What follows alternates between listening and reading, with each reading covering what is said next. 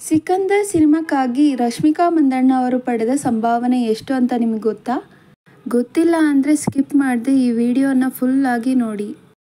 Animal, ಪುಷ್ಪ 2, ಚಾವಾ ಹೀಗೆ ಸತತವಾಗಿ 3 block buster hit ಸಿನಿಮಾಗಳನ್ನು ನೀಡಿರುವ ನಟಿ ರಶ್ಮಿಕಾ ಮಂದಣ್ಣ ಅವರು ಮಾರ್ಚ್ 28ರಂದು ತೆರೆ ಕಾಣಲಿರುವ ಸಿಕಂದರ್ ಸಿನಿಮಾದ ಬಿಡುಗಡೆಯನ್ನು ಎದುರು ನೋಡುತ್ತಿದ್ದಾರೆ. ಈ ಸಿನಿಮಾ ರಶ್ಮಿಕಾ ಪಾಲಿಗೆ ಭಾರೀ ವಿಶೇಷ. ಯಾಕಂದರೆ ಇದರಲ್ಲಿ ಬಾಲಿವುಡ್ ಸೂಪರ್ ಸ್ಟಾರ್ ಸಲ್ಮಾನ್ ಖಾನ್ಗೆ ರಶ್ಮಿಕಾ ಅವರು ನಾಯಕಿಯಾಗಿದ್ದಾರೆ. ಕೊಡಗು ಮೂಲದ ನಟಿ ರಶ್ಮಿಕಾ ಮಂದಣ್ಣ ಅವರು ಬಾಲಿವುಡ್ನಲ್ಲಿ ಭದ್ರವಾಗಿ ನೆಲೆಯೂರುವ ಸೂಚನೆಯನ್ನು ನೀಡಿದ್ದಾರೆ. ಈಗಾಗಲೇ ಬಾಲಿವುಡ್ನಲ್ಲಿ ದೊಡ್ಡ ಹೆಸರು ಮಾಡಿರುವ ರಶ್ಮಿಕಾ ಮಂದಣ್ಣ ಅವರು ಈಗ ಸಲ್ಮಾನ್ ಖಾನ್ ಜೊತೆಗೆ ಸಿಕಂದರ್ ಸಿನಿಮಾದಲ್ಲಿ ತೆರೆ ಹಂಚಿಕೊಂಡಿದ್ದಾರೆ. ಆ ಸಿನಿಮಾಗಾಗಿ ರಶ್ಮಿಕಾ ಮಂದಣ್ಣ ಅವರು ಸುಮಾರು 5 ಕೋಟಿಗಳಿಗಿಂತ ಹೆಚ್ಚು ಸಂಭಾವನೆಯನ್ನು ಪಡೆದುಕೊಂಡಿದ್ದಾರೆ ಎಂಬ ಮಾಹಿತಿ ಸಿಕ್ಕಿದೆ. ಸ್ಯಾಂಡಲ್ವುಡ್ನಲ್ಲಿ ಇನ್ನೂ ಕೂಡ ನಟಿಯರ ಸಂಭಾವನೆ ಲಕ್ಷಗಳ ಲೆಕ್ಕದಲ್ಲಿದೆ.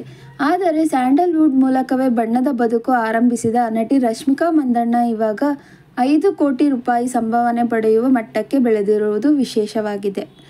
ಇನ್ನು ಸಲ್ಮಾನ್ ಖಾನ್ ಅವರ ಸಂಭಾವನೆ ಎಷ್ಟು ಅಂತ ನೋಡ್ಕೊಂಬರೋದಾದರೆ, ಸಲ್ಮಾನ್ ಖಾನ್ ಅವರ ಸಂಭಾವನೆಯನ್ನು ಹೊರತುಪಡಿಸಿ ಈ ಸಿನಿಮಾಕ್ಕೆ 180ರಿಂದ 200 ಕೋಟಿವರೆಗೆ ಹಣವನ್ನು ಹಾಕಿದ್ದಾರಂತೆ. ಸಲ್ಮಾನ್ ಖಾನ್ ಅವರಿಗೆ 100ರಿಂದ 120 ಕೋಟಿವರೆಗೆ ಸಂಭಾವನೆ ನೀಡಲಾಗಿದ್ದು, ಜೊತೆಗೆ ಸಿನಿಮಾದಿಂದ ಬರುವ ಲಾಭದಲ್ಲಿ ಒಂದಷ್ಟು ಪಾಲು ಕೂಡ ಸಲ್ಮಾನ್ ಖಾನ್ಗೆ ಸೇರಲಿದೆಯಂತೆ. ಅಂದ ಹಾಗೆ ಈ ಸಿನಿಮಾದಲ್ಲಿ ನಟಿ ಕಾಜಲ್ ಅಗರ್ವಾಲ್ ಕೂಡ ನಟಿಸಿದ್ದು, ಅವರಿಗೆ 3 ಕೋಟಿ ರೂಪಾಯಿ ಹಣವನ್ನು ನೀಡಲಾಗಿದೆಯಂತೆ. ಇನ್ನು ನಿರ್ಮಾಪಕರು ಬಹುತೇಕ ಹೂಡಿಕೆಯನ್ನು ವಾಪಸ್ ಪಡೆದುಕೊಂಡಿದ್ದು, ಚಿತ್ರಮಂದಿರಗಳಲ್ಲಿ ಬರುವ ಹಣವೆಲ್ಲ ಲಾಭ ಎನ್ನಲಾಗಿದೆ. ತಮಿಳು ನಿರ್ದೇಶಕ ಎ.ಆರ್. ಮುರುಗದಾಸ್ ಅವರು ಈ ಸಿನಿಮಾವನ್ನು ನಿರ್ದೇಶನ ಮಾಡಿದ್ದಾರೆ. ಸದ್ಯ ಸಲ್ಮಾನ್ ಖಾನ್ ಮತ್ತು ಮುರುಗದಾಸ್ ಇಬ್ಬರೂ ಕೂಡ ಒಂದು ದೊಡ್ಡ ಗೆಲುವಿಗಾಗಿ ಕಾಯುತ್ತಿದ್ದು, ಸಿಕಂದರ್ ಸಿನಿಮಾದಿಂದ ಆ ಗೆಲುವು ಸಿಗಲಿದೆಯೇ ಎಂದು ಕಾದು ನೋಡಬೇಕಿದೆ.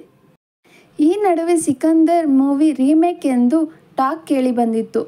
ಮುರುಗದಾಸ್ ಅವರೇ ನಿರ್ದೇಶನ ಮಾಡಿದ ತಮಿಳಿನ ಸರ್ಕಾರ್ ಚಿತ್ರವನ್ನೇ ಹಿಂದಿಗೆ ಸಿಕಂದರ್ ಹೆಸರಿನಲ್ಲಿ ರೀಮೇಕ್ ಮಾಡಲಾಗಿದೆ ಎಂದು ವದಂತಿ ಹಬ್ಬಿತ್ತು.